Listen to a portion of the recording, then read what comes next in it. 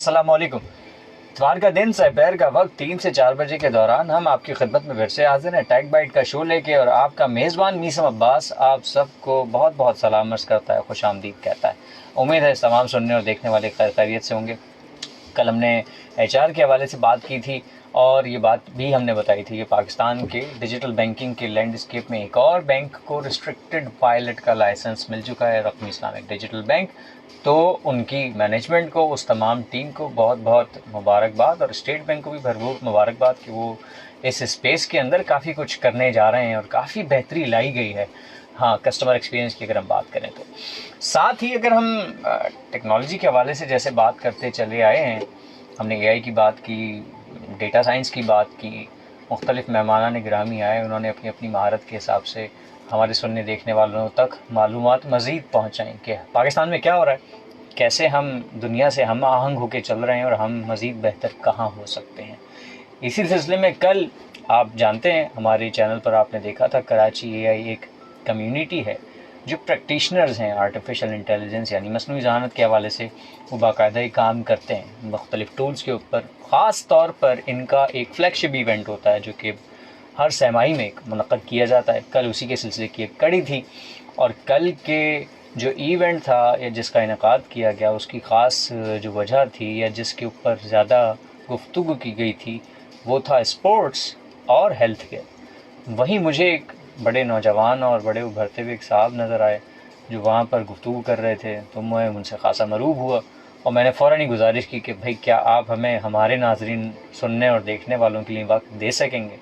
He was kind enough, उन्होंने फ़ौरन ही हमारी इस ऑफ़र को, इस दरख्वास्त को कबूल किया। तो आज के हमारे जो मेहमान हैं, मैं बहुत ज़्यादा इनको जानता नहीं, सिर्फ़ और सिर्फ मैंने कल इनकी गुफ्तगू सुनी और उसी से मैं इतना ज़्यादा मुतासिर हुआ कि एआई पे तो हम बात करते हैं, अगर हम हेल्थ केयर की बात करें क्योंकि ये वहाँ पर उस पर ज़्यादा गुफ्तगू कर रहे थे, फिर स्पोर्ट्स की बात करें तो जो खिलाड़ी हैं, एथलीट्स हैं, उनकी सेहत के हवाले से, फिर जब इनकी प्रोफाइल देखी तो पता चला ये लॉजिस्टिक्स, जो गाड़ियों का सिलसिला चलता है, फ्लीट मैनेजमेंट, ये भी एक बड़ी अलग ही जहत है। तो उम्र बड़ी छोटी सी है इनकी, लेकिन काम इन्होंने इतनी छोटे से वक्त में बड़े बड़े किए हुए हैं। तो मैंने सोचा कि अच्छा रहेगा ज़रा इनसे गुफ्तगू की जाए, तो हम बग़ैर किसी तात्तुल के गुफ्तगू का आगाज़ करते हैं हमारे मेहमान से। उभरते हुए एक क्या कहते हैं कि मेंटोर कह लीजिए, टेक्नोलॉजी के गुरु कह लीजिए, एआई के ऊपर काम करते हैं, स्टार्टअप्स को, जिसकी हम अक्सर बात करते रहते हैं, स्टार्टअप्स को सेटअप करवाना, उनकी ग्रोथ, उनकी बढ़ोतरी, ये काफ़ी सारे काम पता नहीं ये कैसे मैनेज करते हैं। तो गुफ्तगू का आगाज़ करते हैं सलमान ज़ैदी साहब के साथ। अस्सलाम वालेकुम। वालेकुम अस्सलाम। बहुत बहुत शुक्रिया आपके इतने तवील तारुफ का, जज़ाकल्लाह खैर। मैंने तो जो देखा बस वो मैंने बताया।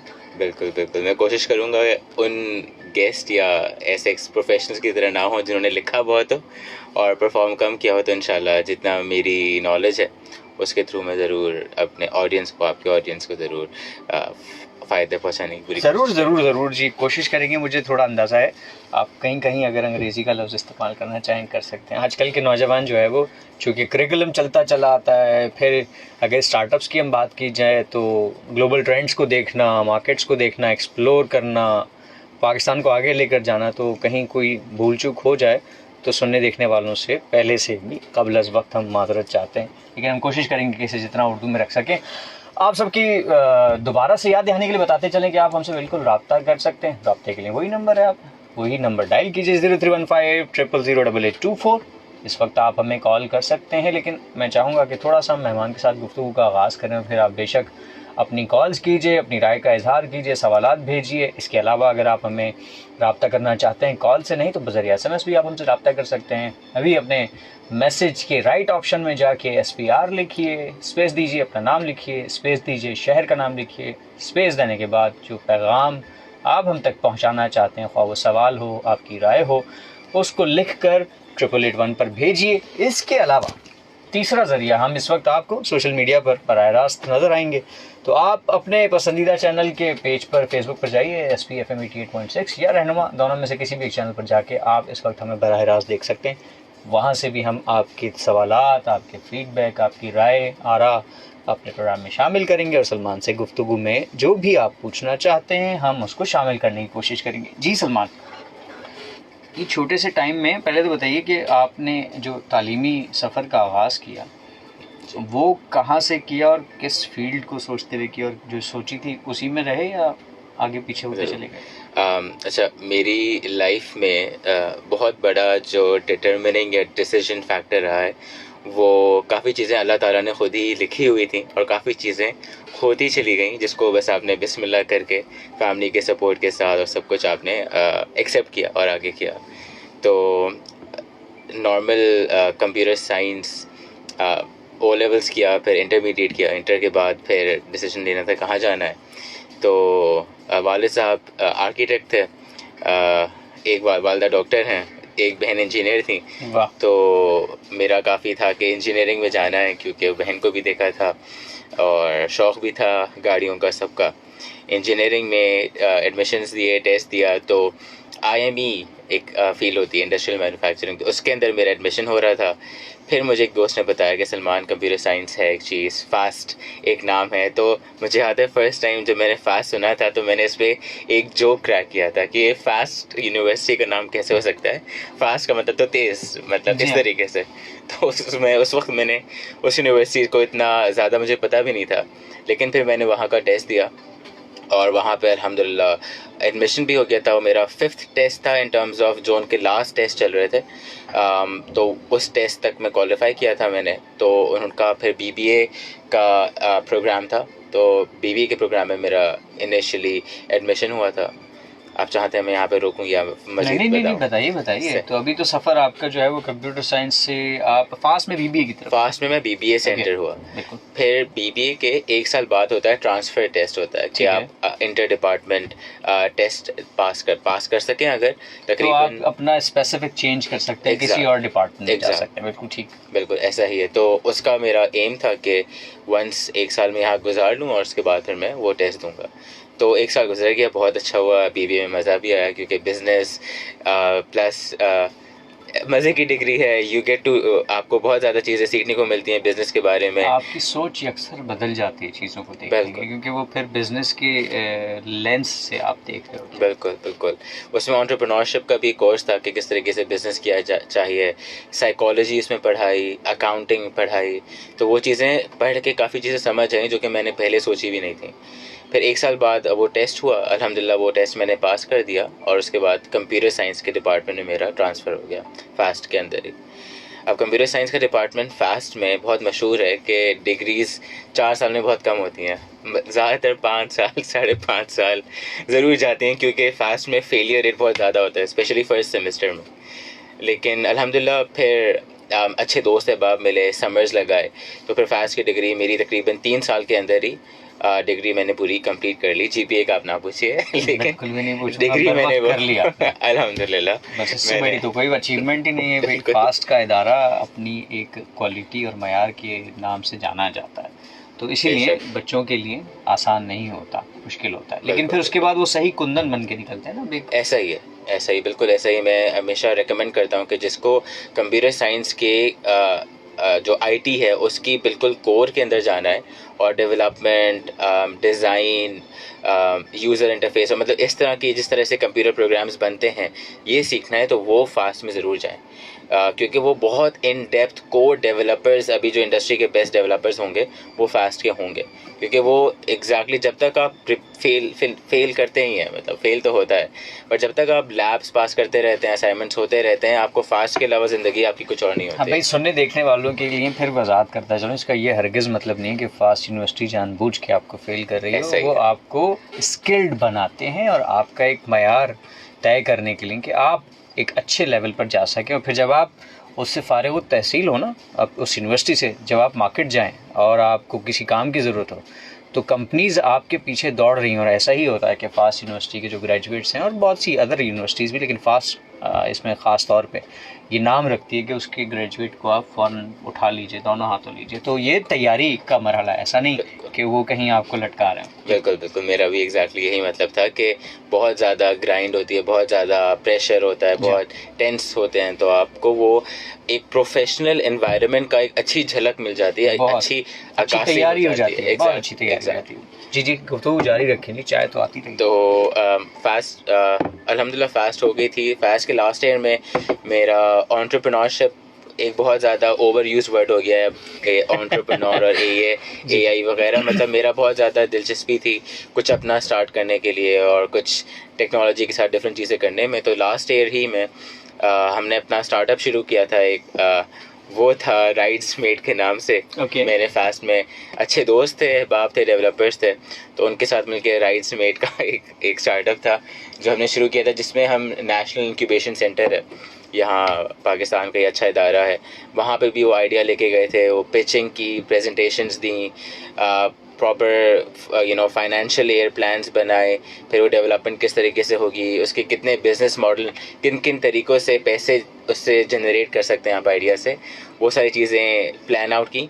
तो वो आइडिया ग्रेजुएशन तक ही चला होगा, क्योंकि जिसकी जॉब लग गई थी उन्होंने कहा कि सलमान जॉब बहुत अच्छी मिल रही है बाद में मिले ना मिले तो प्लीज़, तो वो सब जॉब में लग गए। और लेकिन उस आइडिया से लास्ट ईयर में बहुत अच्छा एक्सपोजर मिला अबाउट के किस तरह से आप एक आइडिया को, एक अपनी तस्वर को तश्कील दे सकते हैं एक प्लान के साथ, एक स्ट्रैटेजी के साथ, और किस तरीके से उसको फिर फॉरवर्ड लेके जा सकते हैं, तकमील पहुंचा सकते हैं। बिल्कुल ठीक। अच्छा, हम 2 मिनट के बाद आपकी ज़रूर कॉल्स लेंगे, कॉल्स का सिलसिला शुरू हो गया।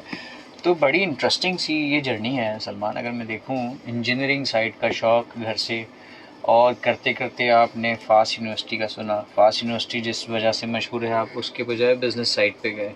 बिज़नेस साइड पर आपको मज़ा आया, लाजमी सी बात है, उसके कॉन्सेप्ट्स हैं। और ये उस ज़माने में एंटरप्रेन्योरशिप इतनी ज़्यादा ज़बान ज़द-ए-आम नहीं थी, लोग कम सुनते थे। एंटरप्रेन्योरशिप का लफ्ज़ थोड़ा सा लोगों को समझ नहीं आता था। अब इतना मानूस हो चुका है कि आप कह रहे हैं कि शायद ओवर रेटेड है।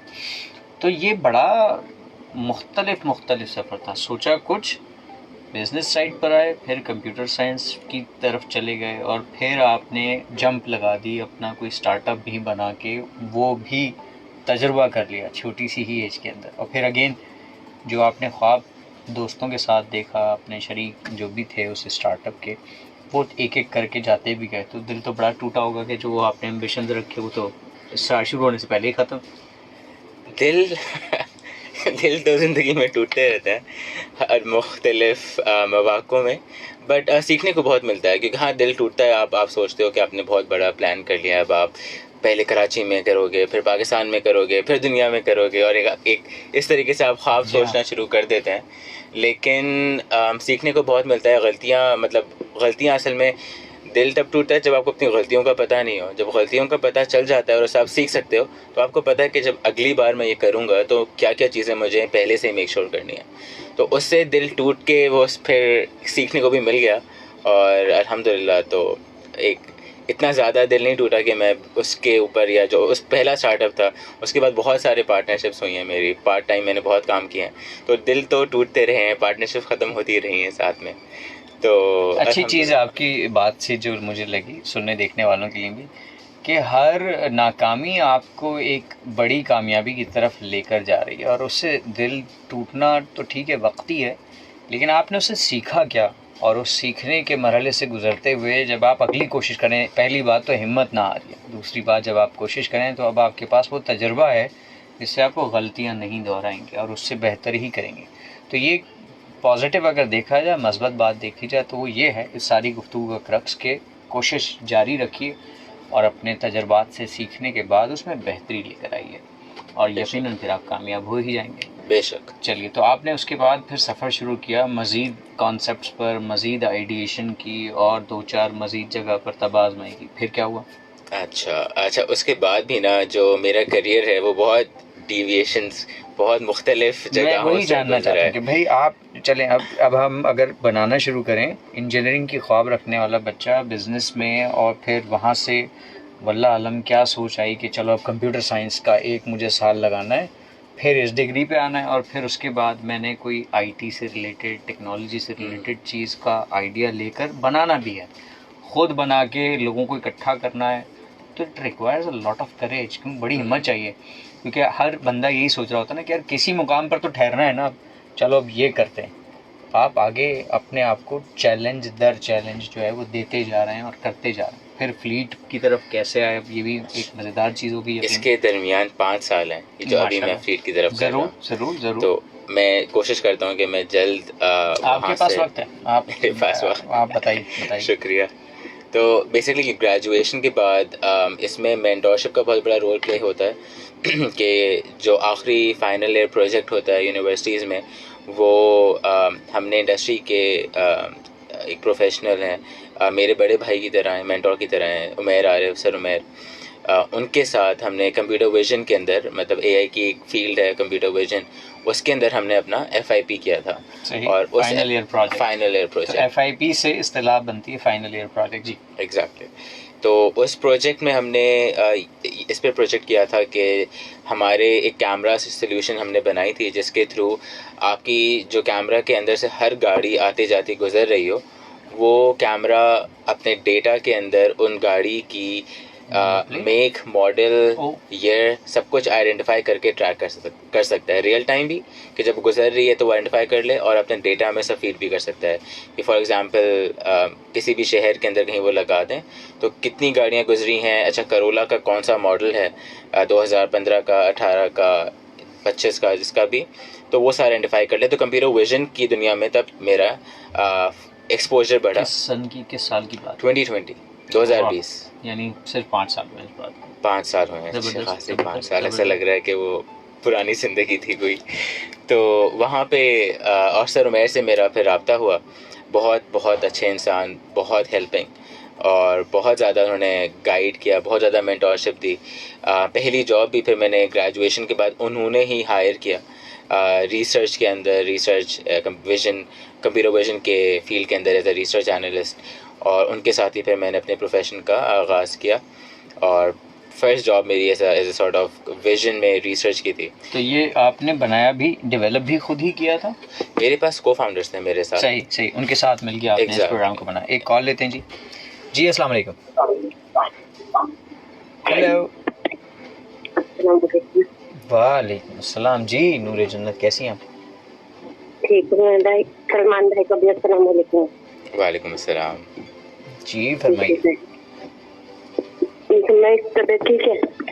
बिल्कुल ठीक है, अल्हम्दुलिल्लाह, अल्लाह का करम। आपको नजर आ रहे हो? कैमरे की बात कर रहे हैं ना सलमान भाई, हमारी तरफ भी कैमरे लगे हैं, जब बत्ती जाती है ना तो चालू हो जाते हैं। अच्छा, वाह भाई वाह। फिर कॉलें नहीं लगती, एक दूसरे की कॉल नहीं लगती। अच्छा, ये कुछ अलग नौइयत का कैमरा आप बता रही हैं जो कॉल तक रोक देता है। अच्छा, गुड। कॉल नहीं लगती थी। चलिए, ये तो कुछ और मसला होगा, बट खैर कोई टेक्नोलॉजी आपके पास है जो कैमरे की तरह। चलिए, बस यही है भाई। चलिए, बहुत बहुत शुक्रिया। और कुछ कहना चाहिएगा? वीडियो बन जाती है, कैमरा होगा तो वीडियो तो बनाएगा ना, वो गाने तो नहीं सुनाएगा। जी भाई। चलिए, बहुत शुक्रिया नूरी जन्नत कॉल करने का। सलमान भाई को डिग्री मिलती है, कितनी खुशी होती है डिग्री मिलती है। अच्छा, पूछ लेते हैं अभी। ये बहुत आगे जा चुकी है उस डिग्री मिलने वाली खुशी से, लेकिन खैर पूछ लें। बहुत शुक्रिया, थैंक यू, अल्लाह हाफ़िज़। बताएं जी, डिग्री मिलके खुशी मिली है? बिल्कुल, डिग्री मिलके खुशी, सबसे बड़ी खुशी अपने माँ बाप को खुश देख के मिलती है। डिग्री हमारे लिए तो बच्चों के लिए होता है कि जान छूटी यूनिवर्सिटी से, लेकिन जब आप वो खुशी अपने पेरेंट्स के चेहरों पे देखते हैं, मुस्कुराहट नजर आती है। वो 4-5 साल की उन्होंने आपके साथ मेहनत की होती है। बिल्कुल, बेशक। तो बहुत, तो उनका हमारा सफ़र होता है अलग, लेकिन उनका सफ़र और हमारे बचपन से शुरू हुआ होता है। तो और यूनिवर्सिटी तक आई थिंक उनका सफ़र होता है कि बच्चे को यूनिवर्सिटी तक ग्रेजुएट करवाना है, तो ये आई थिंक 14-15 साल का सफ़र तो होता ही होगा। और यहाँ पे आई थिंक उनका एक बहुत बड़ा रिवॉर्ड उनके लिए होता है। फॉर एग्जांपल उनको बुलाना, फिर वो देखें अपने बेटे को डिग्री लेते हुए, और वो जो पूरा एक मोमेंट होता है, वो मेरे हिसाब से ज़्यादा खुशी तब होती है जब मैं उनको देख सकूं। मेरी वालदा हैं अभी, और जब उनके चेहरे पे खुशी देखूं तो वो उस किसी चीज़ का नेमल बदल उसके नेमल पास नहीं बदल है। भी नहीं, और वो ऐसे लम्हात होते हैं सलमान के, वो शायद बयान नहीं किए जा सकते। बिल्कुल बिल्कुल। उनके लिए अल्फाज शायद थोड़े पड़ जाएं। आप चाय भी पी सकते हैं भाई। तो ये कॉन्वोकेशन के वक्त जब आपको सनद दी जाती है तो वो आप तो 15 साल तो सिर्फ तालीमी साथ है वालिदैन का, वरना तो आप जब से पैदा हुए हैं तब से लेके जो बिल्कुल, उनकी बिल्कुल। जद्दोजहद है बिल्कुल वो आपकी तरबियत में, आपकी तालीम में, आपको बेहतर मुस्तकबिल और अच्छा इंसान बनाने में काफ़ी एक, जब आप इस नहज को पहुँचेंगे, आप ख़ुद वालिद बेशक। बनेंगे तो आप इंशाल्लाह, तो फिर आपको इसका अंदाज़ा होगा कि औलाद क्या नेमत है और उसकी छोटी छोटी खुशियाँ किस कदर खून बढ़ाती हैं आपके बेशक। प्यारों का या वालिदैन का। चलिए, तो यहाँ तक आपने बात की कि जी आप फिर कंप्यूटर विजन के अंदर एज अ रिसर्चर काम आपने शुरू कर बिल्कुल। दिया। तो यहाँ से फिर कहाँ बात आगे गई? सही। फ्लीट मैनेजमेंट का कहीं इसी के साथ कोई ताल्लुक है? अगर मैं पीछे मुड़ के देखूँ ना, तो वो जो काम मैंने शुरू किया था और अब जिस कंपनी के साथ जुड़ के मैं काम कर रहा हूँ वो सेम है। अच्छा, वाह। लेकिन बीच में 4 साल की ट्रांजिशंस हैं, स्टार्टअप्स हैं, डिफरेंट चीज़ें हैं, मैं कवर करता हूँ कि उसके 8 महीने बाद उस जॉब में 8 महीने मैंने लगाए। लेकिन मैं जो स्टार्टअप के अंदर भी मुझे पता चला कि मेरी स्ट्रेंथ्स क्या हैं। कस्टमर एक्सपीरियंस बढ़ाना, सेल्स और मार्केटिंग की तरफ, स्पीचेस, पिचिंग, तो ये चीज़ मुझे बचपन में भी एक डिबेट्स और डिक्लेमेशंस में हेल्प आउट करती थी। और तब मुझे पता चला कि ये चीज़ मैं एंजॉय करता हूँ करते हुए। स्टार्टअप में एंजॉय बहुत करता हूँ, चाहे मुझे कुछ भी नहीं मिल रहा है इन दी एंड, लेकिन मैं बहुत एंजॉय कर रहा हूँ, मुझे समझ बहुत आ रहा है, मैं करते हुए थक नहीं रहा हूँ।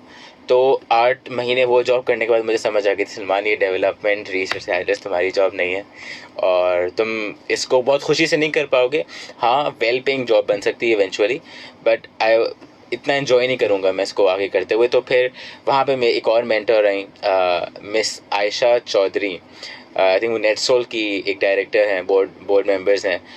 वो एक स्टार्टअप कर रही थी और उस स्टार्टअप में मैं एज अ मार्केटिंग हेड उनकी हेल्प आउट कर रहा था। tutorbees.net ऑनलाइन ट्यूटरिंग प्लेटफॉर्म था जो कि बच्चों को डिफरेंट पाकिस्तान के और मिडल ईस्ट के इलाकों से ऑनलाइन ट्यूटर्स के साथ कनेक्ट करता था। और उसी प्लेटफॉर्म के अंदर आप उनको ट्यूशन्स की क्लासेस देते थे, उनको नोट्स देते थे, उनको कोर्सेज देते थे, सब कुछ इसके साथ होता था। तो वो मैं साथ में मैंने पार्ट टाइम काम शुरू किया हुआ था, जो पहली जॉब कंप्यूटर विजन किसके साथ। तो मैंने उनसे फिर बात की, मैंने उनसे मशवरा किया कि आप, वो बहुत सीनियर हैं, तो मैंने कहा कि आपका इतना लंबा एक्सपीरियंस है, तो मैं किस तरफ से पिवट कर सकता हूँ कि मैं इसको एंजॉय नहीं कर रहा हूँ, मेरे लिए क्या चीज़ें आगे हो सकती हैं। तो उन्होंने कहा, सलमान, इतने बड़े मसला नहीं है, प्रोजेक्ट मैनेजमेंट है, बिजनेस एनालिस्ट, डिफरेंट जॉब्स हैं जो कि प्योर डेवलपमेंट नहीं है, लेकिन जो तुम्हारे स्किल सेट है उसके साथ बहुत अच्छी मैच करेंगी, तो तुम उस तरफ करो, तुम्हें टेंशन नहीं है, तुम्हारा स्कोप बहुत अच्छा है, तुम्हें डरने की ज़रूरत नहीं है कि अगर तुम हल्का सा अभी तुम डेवलपमेंट नहीं कर रहे हो तो तुम्हारा एकदम से रूट ख़राब हो जाएगा, तुम एकदम से क्या कहते हैं, कैरियर ख़त्म हो जाएगा। बिल्कुल इस डिग्री ज़ाया हो गई, एग्जैक्टली क्या कहेंगे। बिल्कुल ऐसा ही है। तो उन्होंने बहुत माशाल्लाह से हिम्मत दी और उनकी एडवाइस के बाद फिर मैंने ऑनलाइन कोर्सेज़ किए, बहुत सारे, कोर्सेरा, यूडेमी, हबस्पॉट, यहाँ पे ऑनलाइन कोर्सेज़ होते हैं मार्केटिंग के, एसईओ के, पर्सनल ब्रांडिंग, डिफरेंट कोर्सेज़ किए कि मैं अपनी सीवी को अच्छी तरीके से क्या कहते हैं, उस पर चार चांद लगा कोशिश की। बिल्कुल एग्जैक्टली और मेरा अपना इतना इन्फॉर्मेशन हो कि मैं अगर जॉब स्विच करूं तो मुझे मौका मिले। तो पहला मौका तो उन्होंने ही दे दिया था, उन्होंने स्किल्स मेरी देख ली थी, तो उनके साथ मैं मार्केटिंग कर रहा था। साथ में फिर मैंने 8 महीने बाद अपना एक और जॉब के लिए मैंने अप्लाई किया, वो डिजिटल मार्केटिंग की थी और एक और एजेंसी में यहीं पे डिजिटल मार्केटिंग की जॉब में मैं एज एन एग्जीक्यूटिव, फिर मेरा दूसरा job of professional job role था, वहाँ पे फिर मैंने काम शुरू किया था। ज़बरदस्त। तो एक तरह से आपने, एक तो आप फ़न खिताबत भी रखते हैं, आपने जैसे खुद बताया, और फिर वो आपको ज़्यादा पसंद भी है, लोगों से इंटरेक्ट करना, बताना और किसी चीज़ को डिज़ाइन करना, ख़ास तौर पर कस्टमर को देखते हुए या उसके पेन पॉइंट्स को हल करना। तो ये भी एक अलग ही फील्ड है और इसमें भी बहुत बड़ा स्कोप है, इसमें तो कोई दूसरी राय ही नहीं।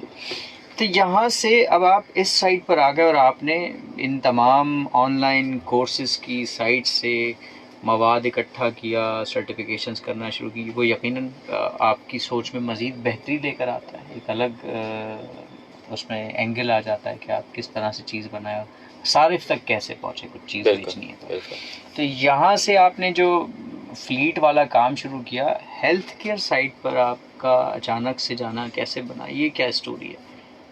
ये समझें एक चीज़, ये अल्हम्दुलिल्लाह मौका मिला है कि मैंने ज़्यादातर 2 काम एक साथ किए हैं, 2 जॉब्स एक साथ, एक पार्ट टाइम एक फुल टाइम। पहले बच्चन में ट्यूशन पढ़ाया है तो उससे प्रैक्टिस थी कि यूनिवर्सिटी का काम फिर ट्यूशन पढ़ाने का टाइम काम। कैसे मैनेज करना, तो इसकी तो बहुत अच्छी आपकी मशक भी हुई हुई और आपको मतलब चलती फिरती मिसाल। तो ट्यूटर भी साथ में मैं कर रहा था, मार्केटिंग। फिर जो जॉब स्विच की, वहाँ पे 8 से 9 महीने अच्छी कंपनी थी बहुत अल्हम्दुलिल्लाह, उनके साथ 8-9 महीने मैंने एज एग्जीक्यूटिव राइटर जॉब की। फिर उसके साथ ही ट्यूटर बीस को फिर हमने खैर ख्वाह कहा, और एक और जॉब थी एज एन एग्जीक्यूटिव राइटर। सही। वो भी बहुत इम्पोर्टेंट जॉब थी मुझे लगता है, क्योंकि वो 6 महीने की जॉब थी, बट उस जॉब में मैं सिर्फ राइटर था। और राइटर किसका था? उनका एक प्रोडक्ट था यूके के अंदर, जहाँ पे वो जो दुनिया की सबसे लेटेस्ट बुक्स आती थी, स्टार्टअप्स के ऊपर, बिजनेस के ऊपर, लाइफ के ऊपर, पर्सनल मैनेजमेंट के ऊपर, इकिगाई वो रॉबर्ट कियोसाकी, और life as you make it, then startup grind, बहुत सारी किताबें। Professional personal growth as well as startups, और जो लेटेस्ट टेक्नोलॉजी शायद आ रही है उसके ऊपर किताबें। एग्जैक्टली तो उसके रिव्यूज लिखते थे? एग्जैक्टली, उसमें मेरा काम ही ये था कि मुझे हर हफ्ते एक बुक का रिव्यू लिखना होता था। तो वो बुक आपको पढ़ना भी पड़ता था? एग्जैक्टली, तो पढ़ना होता था, पढ़ के समझना, समझ के 2 फॉर्म ऑफ समरीज होती थी, एक 15 पेज की समरी बनानी होती थी, एक 1 पेजर बनानी होती थी। तो वो काम फिर मैंने 6 महीने किया। उसमें मतलब एन्जॉय, वो बहुत हाई प्रेशर काम था, क्योंकि आपका मेंटल माइंड कहीं पे भी हो, आपको सही चीज़ लिखनी है। आप एक वक्त में 2 काम, 2 सोचें, घर में कोई मसला है, कोई और टेंशन है, वो नहीं कर सकते, क्योंकि आपको अपने पूरा फोकस के साथ आपको समरी लिखनी है। तो वो उसी के जरिए लोग आपकी वेबसाइट को क्रेडिबल जानेंगे कि हाँ जी आपने ठीक लिखा है। बिल्कुल। तो वो 6 महीने की जॉब थी, और उन 6 महीने मैंने बहुत बुक्स पढ़ी। मतलब आप 6 महीने करें और एक हफ्ते में 1 किताब, तो आप अगर मैथ करें तो अच्छी खासी किताबें मैंने। 1 महीने में 4 किताबें, और 6 महीने में कम से कम 24। और ये जिन किताबों का आप नाम ले रहे हैं मेरे सुनने और देखने वालों के लिए, ये बहुत बड़ी समझ लीजिए, इनमें लाइफ की स्टोरीज और ज़िंदगी को बेहतर गुजारने का, चाहे कोई भी शख्स हो, कहाँ से शुरू करना है, कहाँ तक पहुँचना है, जितना बड़ा आप सोचना चाहें, ये सब उन किताबों में लिखा है, और मुख्तलिफ तनाजुर में लिखा है, मुख्तलिफ जावियों से लिखा है। तो ये बहुत बड़ी किताबें हैं, ये आसान किताबें नहीं हैं। और आपको बेस्ट चीज़ है, आपको इसके पैसे मिल रहे हैं। आपको ये काम करने के आपको अच्छे खासे पैसे मिल रहे हैं। तो आपकी अपनी जो ग्रोथ हो रही है इससे, वो तो आप यकीन जाने कि इतनी ज़्यादा है, वो अच्छा लगता है आपकी शख्सियत से। खैर आगे बताइए। तो अल्हम्दुलिल्लाह मैं पूरा क्रेडिट्स मैं अल्लाह ताला को देता हूँ कि अल्लाह ताला ने इस तरह से ट्रेजेक्ट्री बनाई कि मुझे ये मौका मिला, और अच्छी खासी अल्हम्दुलिल्लाह वहाँ पे लर्निंग हुई। 6 महीने बाद फिर मैंने वो जॉब स्विच कर ली थी। घर में कुछ ऐसी चीज़ें थी कि मैं मैनेज नहीं कर पा रहा था, तो फिर मैंने उनसे HR से मैंने बात की थी। उन्होंने कहा था चलें ठीक है। उनका बहुत हाई प्रेशर काम था, तो उनको कोई बीच में ब्रेक्स नहीं चाहिए थे, तो फिर किसी और को हमने हायर करके मैंने वहाँ से रिज़ाइन कर दिया था। उसके बाद फिर 2-3 महीने घर में रेस्ट करने के बाद फिर एक और कंपनी मैंने ज्वाइन की थी IT के अंदर, वो भी मार्केटिंग के अंदर। क्लाउड नाम ले सकते हैं? चलिए बताइए। एक और कंपनी कराची के अंदर है, तो वो ज्वाइन की थी मैंने एज ए मार्केटिंग एग्जीक्यूटिव। उस कंपनी के अंदर टोटल मार्केटिंग के लोग सिर्फ 3 थे, तो वो 3 लोग इंक्लूडिंग मी, पूरी कंपनी की जो कैंपेन्स थे, जो डिफरेंट प्रोडक्ट्स थे, उनको डिफरेंट दुनिया के इलाकों में किस तरीके से लॉन्च करना है, जर्मनी में जर्मन के अंदर, डच में डच के अंदर, उनकी ऑडियंस को समझना कि इस ऑडियंस को क्या हम पेश करेंगे कि ये लोग एक्चुअली वेबसाइट पे जाके आएँ, कन्वर्ट हों और हमारी सर्विसेज ख़रीदें। तो उस जॉब में बहुत अच्छा मेरी अंडरस्टैंडिंग ये बनी थी कि ओवरऑल कैंपेन्स कैसे चलाते हैं ग्लोबली, अच्छा कि पाकिस्तान में नहीं, सिर्फ डिफरेंट US के शहरों में कितना बजट्स लगते हैं, ऐड कैंपेन्स कैसे चलती हैं, ऑर्गेनिक मार्केटिंग कैसे होती है। तो उस कंपनी राइटिंग के बाद फिर ये मेरा एग्जैक्ट एक समझे कि स्टेप अप था। यानी आपने जो राइटिंग की वो किसी तक पहुंची, उस पहुंचने का तरीका कार क्या है, वो फिर मार्केटिंग में घुस गए कि कब कैसे कहाँ पहुंचाना है, बिल्कुल। किन को पहुंचाना है, किन को टारगेट बिल्कुल, नहीं करना, किस विंडो में करना है, बिल्कुल। किस रीजन में करना है, वगैरह वगैरह, जेंडर स्पेसिफिक, सिटी, बिल्कुल। बड़ी लंबी साइंस है ये भी। बिल्कुल बिल्कुल। और वो डेटा एंड एआई का सॉफ्टवेयर एजेंसी थी, वो प्योरली डेटा एंड एआई के अंदर, कंप्यूटर विजन के अंदर काम करती थी। तो वहाँ पे फिर तकरीबन 6 महीने में मार्केटिंग मैंने पूरी कर ली थी, मैंने पूरे कैंपेन्स चला दिए थे। और अच्छे लोगों का तो मैं नाम ले सकता हूँ। वहाँ पे एक मेरे मेंटोर एक और थे, अली जैदी साहब, उन्होंने बहुत ज़्यादा हेल्प की। वो बहुत ज़्यादा सीईओ थे, लेकिन वो भाइयों की तरह पेश आते थे और उनका ऑफिस ओपन डोर पॉलिसी थी। लीडर की ऐसा ही था। सही। तो आप उनसे जाके हमेशा बात कर सकते थे कि मैंने कहा कि मेरी मार्केटिंग स्किल्स पूरी हो गई हैं, अब मुझे सीखने को कुछ नहीं मिल रहा, अब आप मुझे बताएं कि मैं क्या कर सकता हूँ आपके लिए। बिल्कुल ठीक। फिर उन्होंने कहा कि सलमान, प्रोजेक्ट मैनेजमेंट ज़रूर कर सकते हो, क्योंकि तुम्हारा कंप्यूटर साइंस का बैकग्राउंड है, तुम्हारी टेक्निकल तुम्हारी स्किल्स पूरी हैं, और क्लाइंट हैंडलिंग तुम्हारी अच्छी है, तो आप प्रोजेक्ट मैनेजमेंट आ इस तरफ तब आजमाई कर। एग्जैक्टली। तो फिर एग्जैक्टली मैंने डिपार्टमेंट शिफ्ट किया और मैं प्रोजेक्ट मैनेजमेंट के अंदर आ गया उसके अंदर। और जो डिफरेंट प्रोजेक्ट्स मुझे मिले, उसमें से एक अच्छा प्रोजेक्ट कंप्यूटर विजन के ऊपर ही था, जिसमें किस तरीके से कैमरा की टेक्नोलॉजी इस्तेमाल करते हुए आप इंसान के बारे में या किसी चीज़ के बारे में बयान कर सकते हो, बता सकते हो। गाड़ियों से जो काम शुरू हुआ था वो अब इंसानों पर आ गया, कह सकते हैं, कह सकते हैं। विजन वाला ही काम, कनेक्शन। बिल्कुल। आगे तो समझें कि वहाँ पे फिर कुछ काफ़ी प्रोजेक्ट्स अल्हम्दुलिल्लाह हैंडल किए। एक बहुत बड़ा प्रोजेक्ट था जिस पे मैं डायरेक्टली पार्ट नहीं प्ले कर रहा था, बट वो कंपनी के अंदर था, उसका नाम था Jogo.ai। वो जर्मनी का एक स्टार्टअप था। बहुत अच्छी बात ये थी, और जिससे मैं बहुत प्राउड हमेशा से रहा हूँ, कि पाकिस्तानी यहाँ के बच्चों ने वो पूरा डेवलप किया। अच्छा। उनका पूरा टेक्निकल आर्किटेक्चर, एक प्रोडक्ट सामने तो यूज़र इंटरफेस होता है, वो चीज़ बनाना आसान है, वो आप डिज़ाइन करवा सकते हो। जो main algorithm, main machine fine tuning होती है, मेन एआई के कौन से आपके एल्गोरिदम्स लगते हैं, वो सारा हमने डिज़ाइन किया था। और उन लोगों ने फिर वो फर्दर उसको सेल किया, तो उनको $3 मिलियन या I am not sure the amount क्या था, उतनी फंडिंग मिली। बहुत अच्छा अमाउंट था, उसकी उनको फंडिंग मिली और वो फिर प्रोडक्ट आगे बढ़ा। लेकिन मुझे बहुत खुशी हुई कि हमारा टैलेंट, पाकिस्तानी बच्चों ने इतना अमेजिंग काम किया, और हम लोग कितनी बड़ी चीज़ के काबिल हैं अगर हमें स्ट्रैटेजी मिले, अगर हमें प्लेटफॉर्म मिल जाए तो हम दुनिया को पता कर सकते हैं। ज़बरदस्त। तो आपने ये विजन से आप आ गए बुक राइटिंग की तरफ, फिर बुक राइटिंग से रिव्यूज़ लिखने से मार्केटिंग की तरफ गए, एसईओ से करते करते आप वापस उसी टेक्नोलॉजी को जिसको शुरू किया था अब इंसानों पे इस्तेमाल करनी शुरू कर दी। करना क्या चाहते थे? मैंने आपको बताया ना, मेरे करियर की ट्रेजेक्टरी बहुत ज़्यादा अल्लाह ताला ने खुद ही मूव करी है। अल्हम्दुलिल्लाह जो डिसीजन हुआ है इवेंचुअली वो अच्छा हुआ है, कि जब मैं पीछे देखता हूँ तो मुझे समझ आता है कि किस तरीके से उन चीज़ों ने हेल्प की। वहाँ पे भी क्लाउड प्रीमियर, मैंने नाम ले लिया, वेरी सॉरी, वहाँ पे भी फिर मैंने साथ में पार्ट टाइम काम शुरू कर दिया था। मेरा दोस्त था बहुत अच्छा यूनिवर्सिटी का, वो मार्केटिंग करता था यूट्यूब पर, तो उसके साथ फिर मैंने साथ में वो काम भी शुरू कर दिया था। तो दिन में मैं कंपनी के साथ था, शाम में मैं उसके साथ था।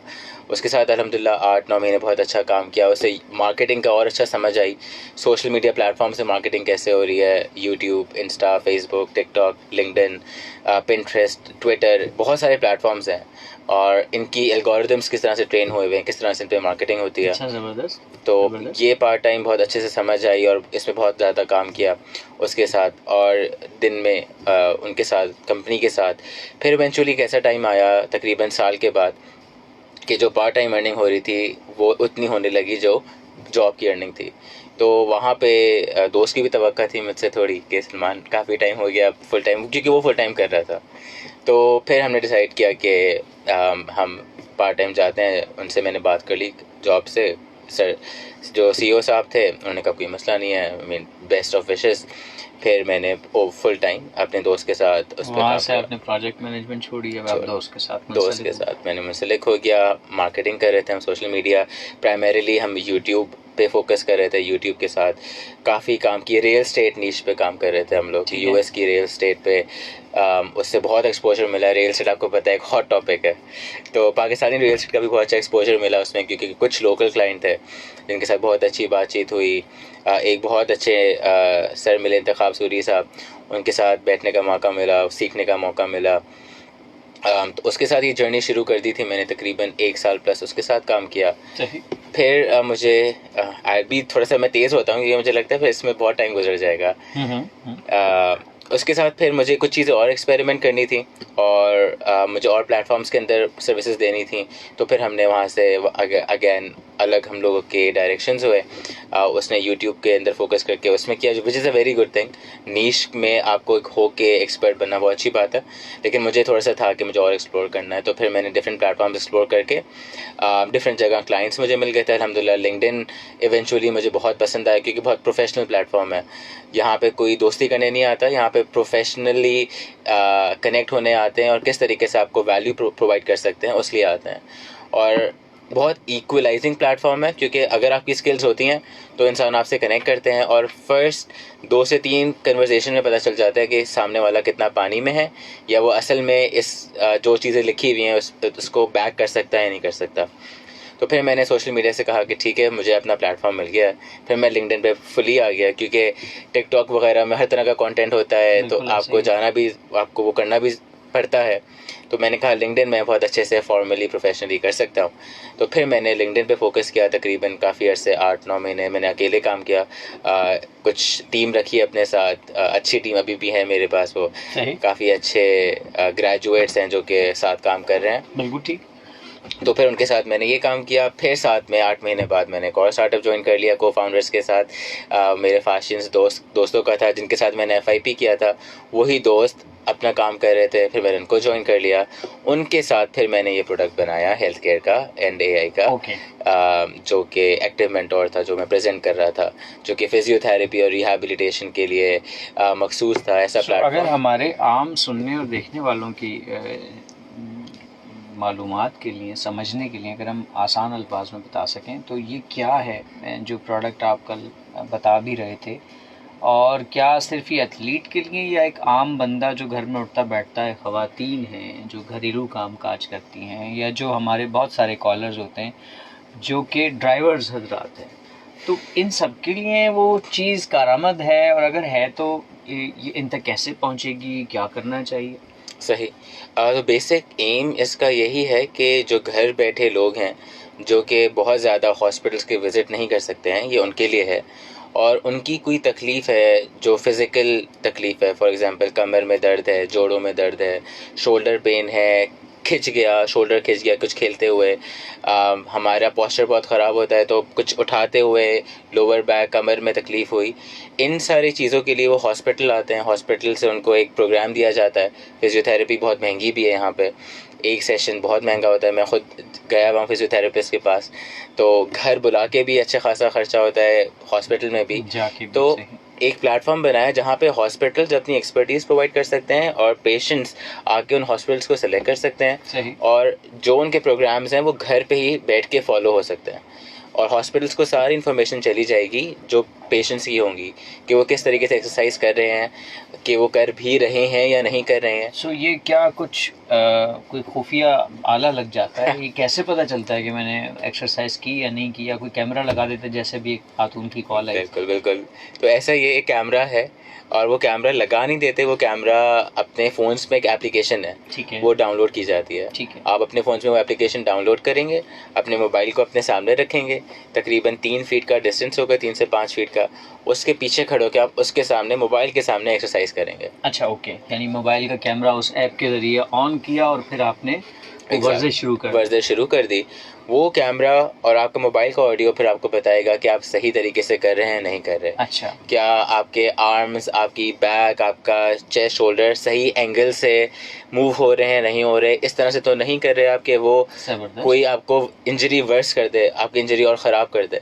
तो वो आपको ऑडियो प्रॉम्प्ट्स देता रहेगा यानी वो बोलता भी रहेगा बोलता कि भी आप रहेगा। हाथ ज़्यादा ऊपर कर रहे हैं, नीचे कर रहे हैं। एग्जैक्टली जबरदस्त। एग्जैक्टली इस तरीके से वो काम करेगा।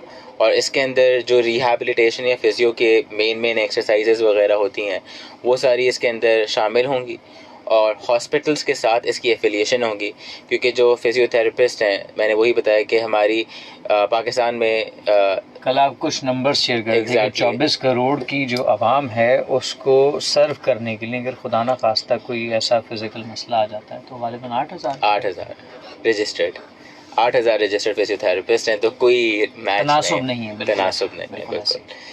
तो उसी चीज़ को ब्रिज करने के लिए, गैप करने के लिए, हमारे आबाई इलाकों में कोई फैसिलिटीज़ इतनी ज़्यादा नहीं है, उनको कराची के या डिफरेंट शहरों के सबसे अच्छे हॉस्पिटल के साथ कनेक्ट करने के लिए भी ये सेम एप्लीकेशन इस्तेमाल हो सकती है, जहाँ पे हॉस्पिटल्स अपनी सर्विसेज उनको उन तक पहुँचा यानी सकते हैं। अब जो सुनने देखने वाले हैं, अगर आपकी वो जो ऐप जिसकी भी आप बात करते हैं वो उन्हें कनेक्ट करेगी किसी फिजियोथेरेपिस्ट से और फिर वो उनको बताएगा कि क्या आपके तो ये टेस्ट भेजे जाएंगे, क्या होगा, मतलब उसको तशखीस कैसे करेगा कि यही करना है, किसी Exactly. एक वक्त हॉस्पिटल जाना होगा, क्या होगा? एग्जैक्टली तो बेसिकली हम लोग डॉक्टर्स को ना एम्पावर कर रहे हैं। उनका सब्स्टिट्यूट उनको हम हटा नहीं रहे, उनका सब्स्टिट्यूट नहीं है। पहला विजिट डॉक्टर को होगा ही होगा, जहाँ पे वो डॉक्टर आपसे बात करेगा, डॉक्टर आपको देखेगा, आपकी प्रॉब्लम समझेगा, फिर वो डॉक्टर उस ऐप के ज़रिए आपको एक पूरा प्लान बना के देगा। अच्छा, कि ये फॉलो करना है, ये अगर कोई डाइटरी प्लान है, ये खाना पीना है आपको, अगले 30 दिन इन चीज़ों के बारे में आपको मतलब इससे अपने आप को रोकना है, और ये एक्सरसाइज प्लान्स हैं आपके। अगर गर्दन में दर्द है तो इस तरीके से आपको मूवमेंट करनी है, वो पूरा एक्सरसाइज प्लान आपको देगा। उसके बाद उस डॉक्टर के पास आपकी प्रोफाइल सेव हो जाएगी। सही। फिर आप घर जाएंगे और अगले 3 महीने आप घर बैठे अपने डॉक्टर से भी रब्ता आपका रहेगा उस ऐप के अंदर, डॉक्टर को भी सारा डेटा आपका मिलता रहेगा, और आप घर बैठे वो पूरी एक्सरसाइज भी करते रहेंगे। आपको बार बार आने जाने की ज़रूरत, आपको बार बार इसकी जो स्ट्रेस होता है वो नहीं होगा। बेहतरीन, यानी घर बैठे फिजियोथेरेपिस्ट से आपका रब्ता भी है और वो ऐप आपको बताती जा रही है कि अब आप एक्सरसाइज या वर्जिश ठीक कर रहे हैं या नहीं कर रहे हैं। तो बड़ी ज़बरदस्त चीज़ है। इसका कॉन्सेप्ट पूरी दुनिया में ही होगा यकीनन, या पाकिस्तान चूँकि एक स्पेसिफिक यहाँ के चैलेंजेस हैं तो उसके हिसाब से तो बहुत ही बेहतरीन सहूलत है।